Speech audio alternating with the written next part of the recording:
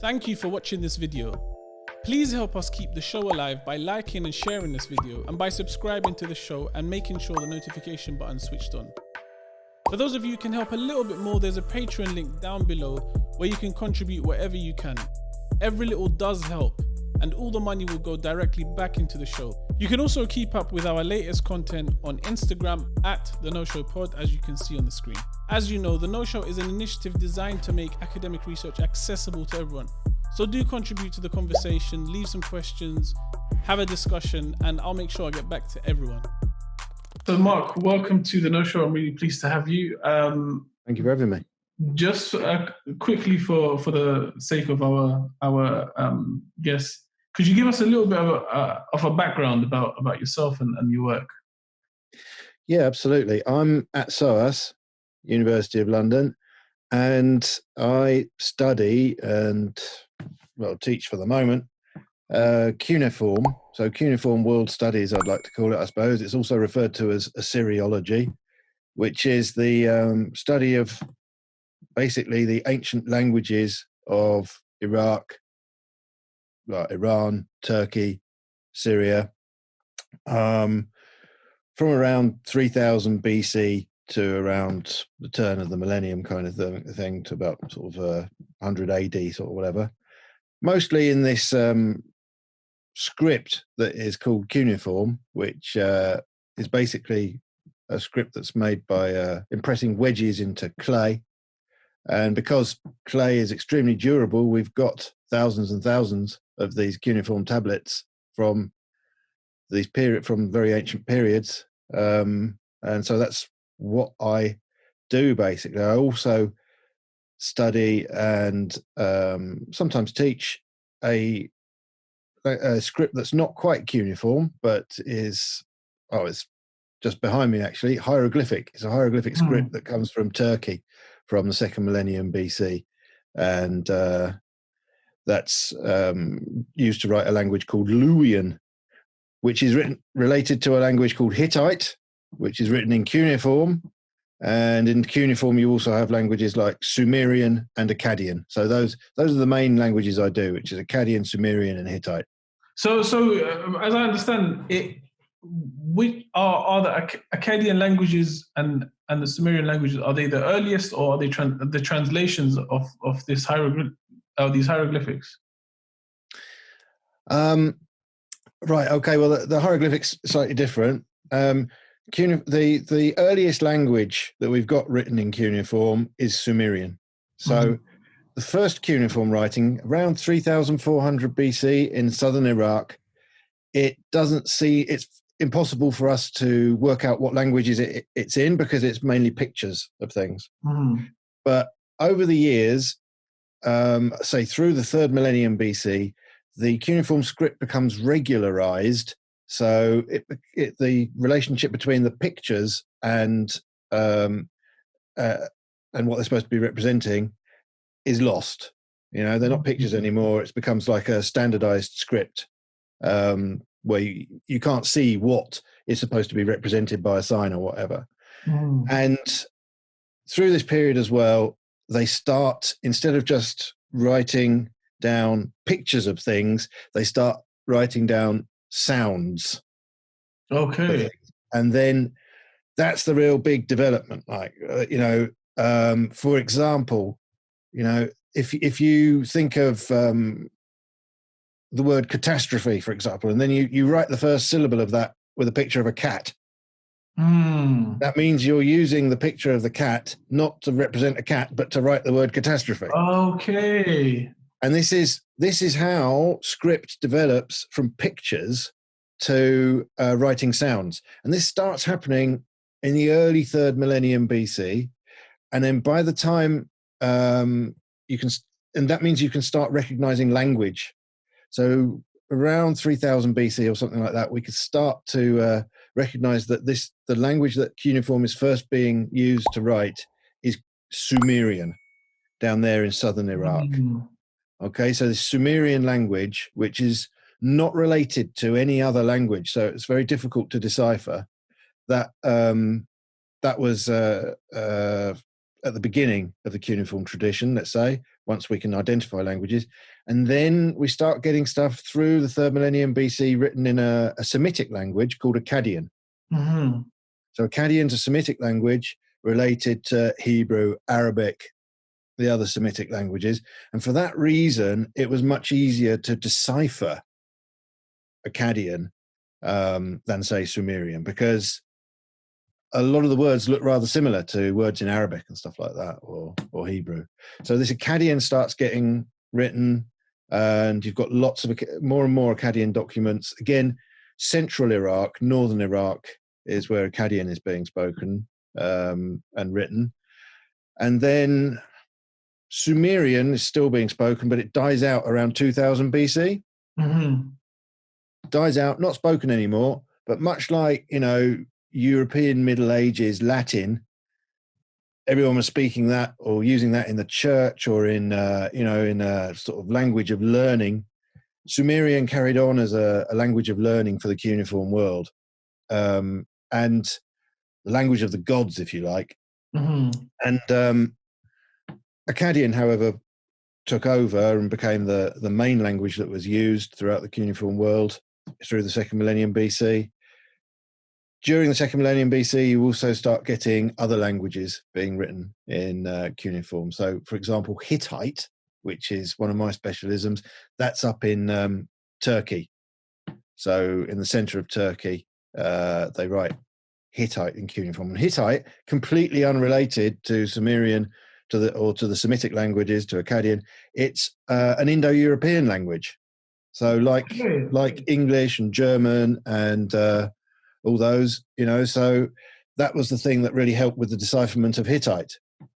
One could read it because, the cuneiform had been deciphered, basically, and you could see what the words spelt out, but no one knew what they meant. And then someone realized, the word here for water is water. Okay. It is. It's water. That is wadar, anyway, is the Hittite word for water. And it could be recognized as an Indo-European language, and that really helped with the decipherment of Hittite.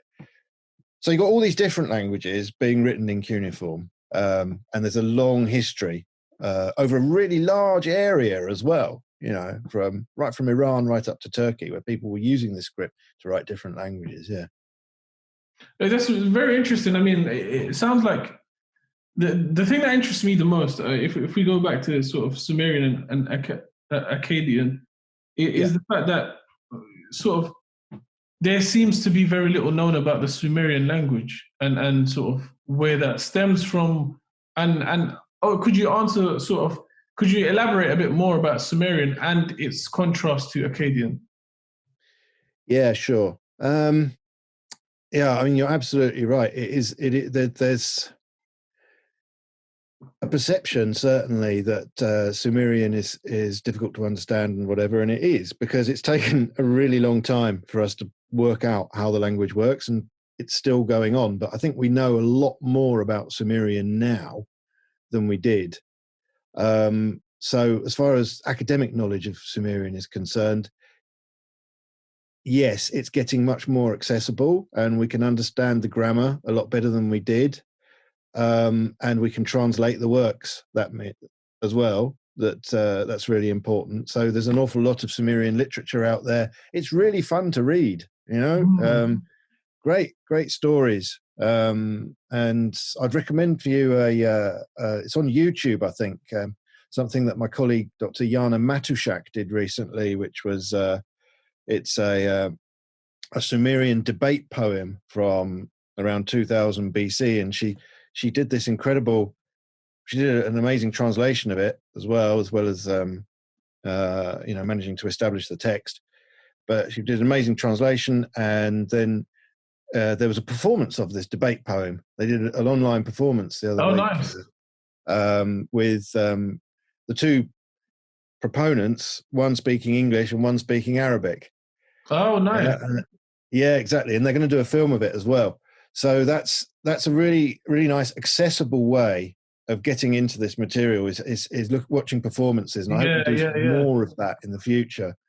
But there's great literature as well. And it's it's really down to earth what they were writing about, you know? So this mystique of Sumerian as being something otherworldly or whatever is false, really, because once you actually read the stuff they write about, it's really everyday, and it's really mundane stuff they're talking about, and they like to laugh and a joke just like everyone else.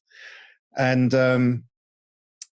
so your question, where does it come from?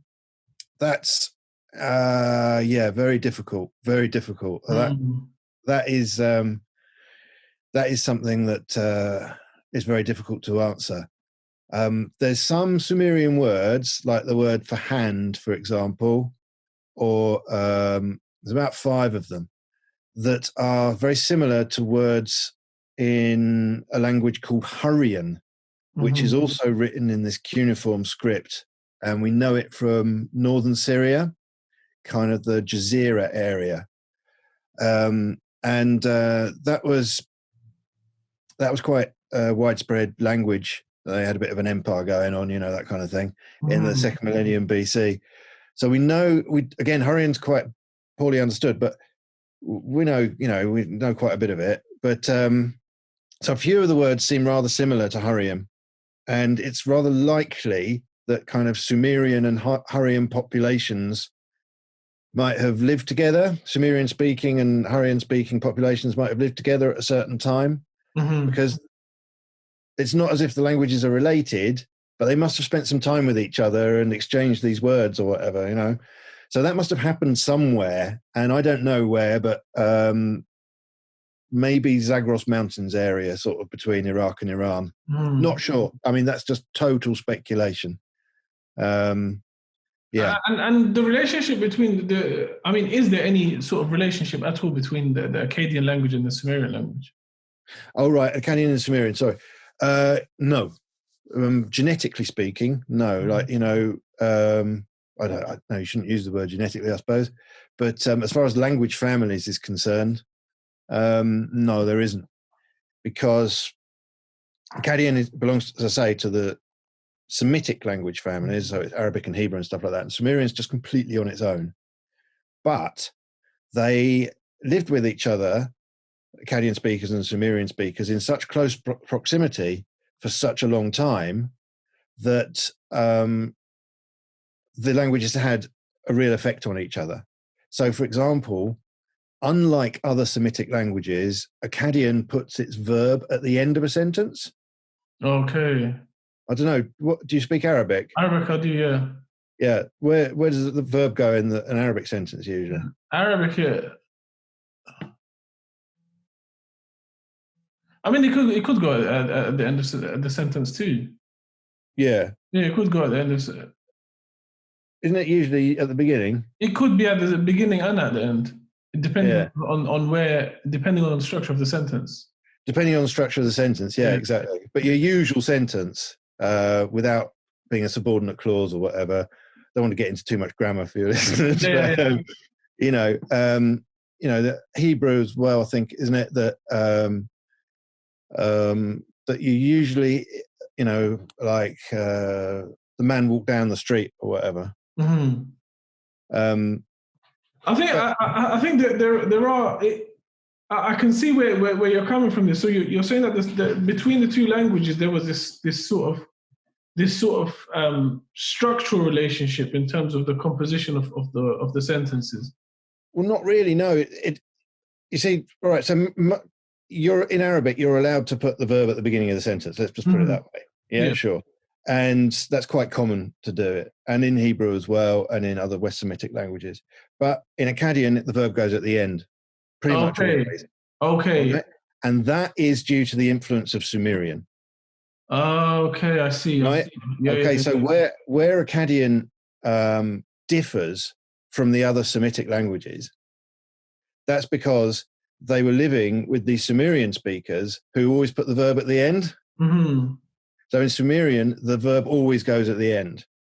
And then in the Akkadian that we have, from a very early period, some of the very earliest texts actually, it's debatable, but from a very early period, Akkadian always has its verb at the end. So that's like they've taken that over from Sumerian. I see. I know, and it is very unique because as you're talking now, I'm sort of like trying to play around with the sentences to see where, and the verb never, the verb doesn't come at the end in Arabic. Right. Okay. Yeah. Yeah. It's in the middle, it's in the beginning, but it's not at the end. That's it. That's what I thought, and it's that's common for all the Semitic languages except Akkadian. So we think that because of this 1,000 years or whatever, that they're living together with the Sumerian speakers, and people are basically bilingual Sumerian Akkadian. I bet, that's what it was like. And at some times Sumerian was more politically important. At some times Akkadian was more politically important. So it was used more frequently. It's this process of living together that basically and speaking the same languages that means that the one language has had an influence on the other, that Akkadian has started behaving in a way that other Semitic languages don't. There's some other things like, for example, in Akkadian, say certain syllables drop out of words. There's quite important word formation principles, about you can't have too many short syllables in a word, a couple of them drop out and that kind of thing. Again, not really paralleled by the other Semitic languages. It happens in Sumerian though. So this is like people being bilingual and living in communities that speak both languages over a long period. They're kind of second language acquisition, stuff where, if you speak another language quite often, you can find yourself sort of thinking in that other language when you're trying to speak, thinking in language A when you're trying to speak language B kind of thing. Yeah. I mean, that's very common, and I guess that's something that's sort of has been happening since the beginning of civilization. What's really interesting to me is, and sort of about you personally, is like what got you into sort of studying cuneiform and just being generally interested in these periods and languages? Yeah. What got me into it, cuneiform particularly, I suppose I was a bit bored. It was quite random, actually. I found this book in a bookshop, and I just started a Akkadian grammar book, and I've always liked the idea of learning ancient languages and things like that, and I've done quite a few, and I started reading Akkadian. I didn't have a job at the time, and I started reading this book, and I just thought, oh, actually, I'm not doing very well at anything else, but I seem to be quite good at this. So I went and did a certificate and then an MA at SOAS. And I haven't looked back since. But it's just that it's the process of reading that interests me. The fact that, you're reading this stuff and deciphering it. And it's like doing puzzles with language, essentially. I like languages. I like learning languages. I've always liked that. And this is like doing puzzles with languages. That's what really, really excites me. And this process and act of decipherment itself is just really rewarding. So once an adrenaline kick. What was that? Sorry. No. I'm saying I imagine this. I mean, just because of I imagine the diversity of sort of the images that you're seeing. It must be, it must be something that sort of keeps you on your toes. Yeah, absolutely. And as I was saying just now, it's like when you decipher something and you think, right, I'm the first person who's read this for 4,000 years or whatever, and that can be either something, because I work on archaeological digs as well, with archaeological teams in Turkey and Iraq. And quite often you're there and a clay tablet just comes out with the cuneiform, and all the archaeologists are standing around saying, what does it say? And you read it, and it takes a while to read these things, and you just think, oh my God, I've just read that and I've understood it, and it's like a message from 4,000 years ago, 3,500 years ago, or whatever. And you just think, this is mad. This is just absolutely mad. How did I get into this position to be able to do this? It's the best job in the world. And it's just this incredible adrenaline kick that you get from connecting, as it were, with these ancient voices. No, that's amazing. I think that is in itself is like that's a story in itself, because of the fact that you're very right. You are sort of connecting with this sort of like, I guess this transitionary period that nobody actually knew existed, and it's coming to you in the form of a sort of a tablet. And I want to ask a bit about these tablets that you sort of get to read and stuff like that. I know you mentioned earlier on that sometimes it's just, just day-to-day stuff and them having a laugh and that sort of stuff. Yeah. So like, give us an example of some of the stuff that you've read. Yeah, sure. Well, okay. So, I mean, the vast majority actually of tablets are in fact economic documents. Yeah. And when I say day-to-day, I mean day-to-day. It's debt notes, or it depends on the kind of context that the stuff, the tablets have come from. So we've got I'd say lots and lots of the tablet, a huge proportion of the tablets that are out there are from the 21st century BC, which is the period that's referred to as the third dynasty of Ur, which is down in southern Iraq. And it was this, empire, or was it an empire or whatever? I don't know. But, they had this amazing bureaucracy and administration. So loads of the tablets are like sort of lists of sheep and, and the various other departments of the bureaucracy and administration. But you get letters. There's loads of letters. That's at all times. That not so much in that particular period, actually, but there are a few. Well, there's quite a few. But letters is, from most periods of cuneiform, you get to people writing letters to each other, and it can be, letters between kings about, international politics or whatever, or it can be letters that are on a really, really mundane level, like, oh, you said you were going to send me some clothes and you haven't done it yet, and where are they? And I've been waiting for the last 20 years, actually. Oh yeah, I mean, there's this amazing load of letters from a site in Turkey, which is like a merchant colony from Ashur, which is in northern Iraq, in so northern Iraq area, and they've settled in Turkey, and it's basically long distance trade that's going on there. And they're there for like 20 years or whatever. So their wives are at home, they're writing to their wives, or their other business partners are at home in northern Iraq. And quite often it's like, oh, you said you were going to pay me this money 20 years ago. I haven't seen it yet. So it'll just be like, really just the typical human moaning and complaining and that sort of stuff. Oh, they moan and complain more than anyone you can possibly imagine. Honestly, reading the letters is such fun as well, because you just realize these people are just like us, and they're just full of moaning and hectoring and complaining. And even sometimes when talking to superiors. Do you want me to show you, if I could share the screen? Yeah, please do, yeah. Can you make me a co-host? Yeah. Then I can show you one of the tablets I've worked on.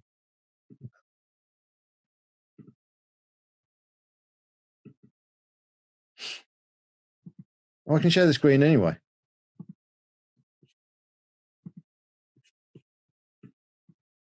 Can you see that? Yeah.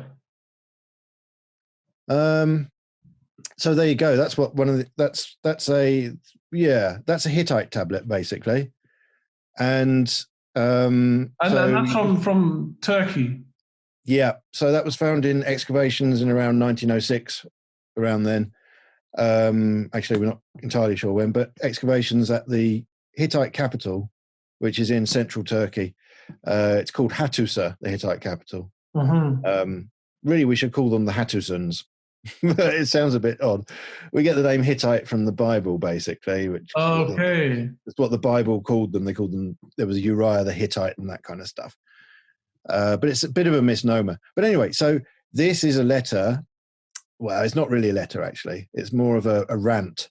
And it's from Hittite king to a king of a neighboring, well, not neighboring, but a bit somewhere over the sea anyway, a kingdom called Ahiyawa that people think is identical with the Achaeans that get mentioned in Greek Homer and that kind of stuff, Greek epics and stuff like that, which is essentially, Greece, I suppose. Mm-hmm. And so it's this quite long, it's called we refer to it as a letter, but it's not really a letter. It's a bit of a rant. And he's going on at the king of the Achiawa, the Hittite king's going on at him about how he's hiding this renegade character called Pia Maradu, who's basically keeps attacking Hittite towns, Mm-hmm. and then retreating into Achiawan territory.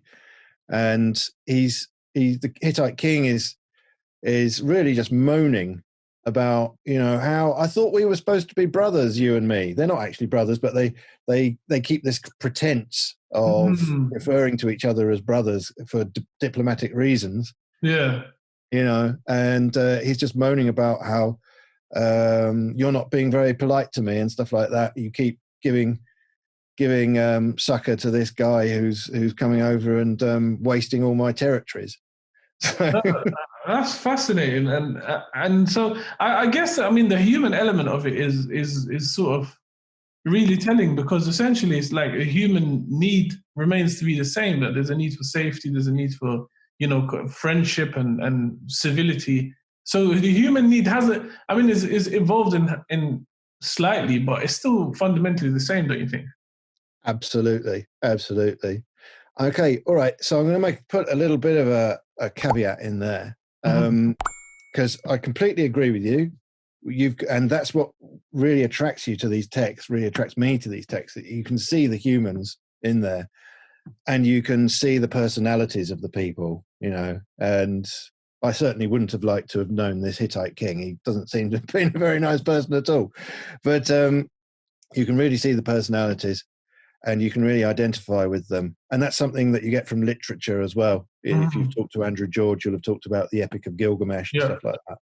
But at the same time, we've got to remember that this is 3,500 years ago or whatever, 3,200 years ago. And that people were living in a very, very different kind of society. So you've just got to, say, I identify with all this kind of stuff, and humans being the same for all time. But it's important as well, as a historian for me, to say, okay, well, I need to also understand what the context is that this letter is being written in and stuff like that. And I need to understand this is a document on its own terms, not that I'm kind of projecting my perceptions from the modern day into it. So as an academic, I have to stand back from that kind of initial feeling of community that you have with these texts, which is why I do it. As I said earlier, that's absolutely why I do it. This feeling that you're absolutely communicating with these very concrete human beings. But as an academic, I have to stand back from that and say, no, I need to look at the context. I need to understand what kind of document this is. And, I was talking about, is it a letter, isn't it a letter, and stuff like that. How does it fit into genre categories at that time? Even like the shape of the document, what other documents look like this, and that sort of thing. So as an academic, I have to sort of sit on those feelings that are actually the whole reason for being interested in the stuff in the first place. No, you're spot on. I think I agree with you wholeheartedly, because of the fact that context also gives us I guess context help explain how we got to where we are now in sort of the evolution of time, and how sort of these kingdoms and their practices and their livelihoods changed over time. And so there's definitely no disregard in that. One of the things I'm really interested in knowing is about sort of your work is now that you sort of, to me, it sounds like it's very diverse, because you're reading all these sort of scripts and tablets and what have you. Where do you what direction do you want to take it down, or do you just take it as it comes? Yeah, that's a very good question for me specifically. Sorry, can you just switch back to the... Yeah. We can switch back. Yeah, sure, stop share. Yeah, there you go. Yeah, that's a very good question for me specifically, because because, as I say, I do work on these excavations. There's about 5 excavations I work with in Turkey, and also I work with Iraqi colleagues on excavations that they've done. I haven't actually participated in excavations in Iraq myself, but that means that every year something new comes up. Yeah. So I have to deal with different stuff every year, and that's where I kind of see my sort of main focus is in translating and publishing this new material, so that the academic community, but also the wider community at large, can appreciate it. So that's like the staple of what I do, I suppose. And then you have to understand the historical context that these things were written in and stuff like that. So that's like what I do most of the I'd say that's about half of my research, I suppose. And then the other half of it is I like to try to understand how knowledge of cuneiform writing and practices of cuneiform writing traveled from across the cuneiform world. So basically, from southern Iraq, essentially, over thousands of years, all the way to Turkey. How did that happen? What sort of educational context is that going to have had? What sort of use context is cuneiform used in the particular different places? What's it being used for, and how does that reflect on how we can interpret the historical information that comes from the tablets in there? Because like in Iraq and in Syria, they used cuneiform in everyday documents and that kind of thing. In Turkey, they don't. So in Turkey, cuneiform is only used by this kind of extended royal family elite administration, and the administration that was devoted to keeping this royal family alive and keeping them safe from whatever disease, and basically pursuing their interests. So it's a much more elite phenomenon in Turkey than it was in Iraq. In Turkey, instead, they have this hieroglyphic writing in ancient Anatolia that they developed during the 2nd millennium BC, and then it carries on in the 1st millennium BC. So that's another, quite possibly that was more widespread. Yeah. But if so, then we've lost a lot of the documents that it was written on. They might have been writing it on wood or leather, or sometimes they seem to have written it on lead strips. We've got some of those. But what we see are like stone display inscriptions and stuff like that. And if they're display inscriptions, then they're probably meant to be read by people. Okay. Yeah. So I'm thinking the hieroglyphic script is probably a bit more hieroglyphic, is pictures essentially. Whereas you can see that from the cuneiform, you can't see any pictures in there. Yeah. So yeah, I work a lot on that, and I'm very interested in how these different scripts and different languages interact with each other, as it were, and what kind of changes happen when you take one writing system that's developed in one place and you transplant it over to another place. So it's like intercultural communication is my thing, I suppose. Yeah, absolutely. And that makes a lot of sense. Where can people find you online? Yeah, you can find me on the SOAS website. So that's where most of my articles appear. I haven't got an academia.edu website, but I should get one. I also sit on the I'm involved in an organisation called the London Centre for the Ancient Near East, and we've got a website, and we put on seminars. At the moment, they're all online, but we do them every Monday. So we have Monday evening seminars, which at the moment it's being organised by my colleague Jana Matuszak and my other colleague Sam Mirrellman, and we've got a series on at the moment on texts and performance. So like how texts performed, dialogues or stories or whatever, were they actually performed, or religious texts and that kind of thing. How would they have been performed or recited and that kind of thing. So that's what we've got going on at the moment. This is all online, of course, at the moment. So next year we're going to have another series, again, online talks on Mondays, which will be interviews with talks by colleagues from the Middle East. Basically, I'm going to try and use the fact that we've got this online focus for everything at the moment to try and get a lot of colleagues in from the Middle East and try and publicise their work a bit more. Are you on Twitter by any chance? Yeah, I tweet under the handle at London Centre NE, which again is the Twitter account for the London Centre for the Ancient Near East. I'll link everything on the episode anyway. Yeah, sure. Excellent. So did you want me to do 5-minute summaries, or would you like me? No. I mean, just in terms of, we'll finish this a bit here. I appreciate you sort of breaking down the sort of work for our audience. And it's really interesting. I think you did shed light on, and you did simplify it a lot. I mean, for me, I was so confused as to what, the differences between the two languages, what languages are and how they develop. So I think you've done a fantastic job in explaining that. And I'd love to have you on the show sometime soon to sort of, tell us about some more developments.